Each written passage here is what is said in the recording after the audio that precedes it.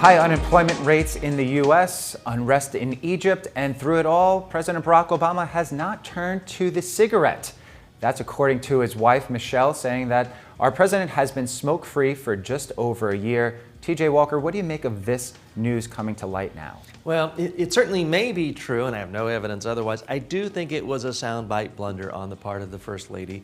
And let's give the First Lady credit. I mean, other than her quote during the campaign, which was now 3 years ago, when she said, "This is the first time in my life I've been proud of my country," talking about how the country had supported her husband, we really have not seen her get into gaffes, soundbite problems the way we have with Vice President Joe Biden. I do think that this is one of the cases where it's trouble, because now the president has so many enemies. People are going to be photoshopping cigarettes in his face. Anytime he's in a group and somebody else is smoking, there'll be people taking pictures and saying, "Look at the smoke above." It sets up the president's enemies to play a game of gotcha every single. I can already guarantee you there's not going to be a 2-week period in the next 2 years where somehow on the Drudge Report there's not a story about somebody who claims they have 100% evidence that Barack Obama is now smoking.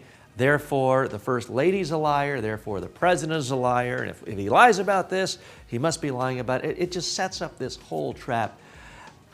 Better off not going there. If you have a flaw or a weakness, we all have flaws and weaknesses, you're better off not stating in such absolute terms that you've completely solved it. The other thing is, and I'm not into cigarettes myself, but from what I know, occasionally one spouse will tell another spouse, "Honey, I haven't been smoking for a year," and you know, every couple of months they sneak off and have one.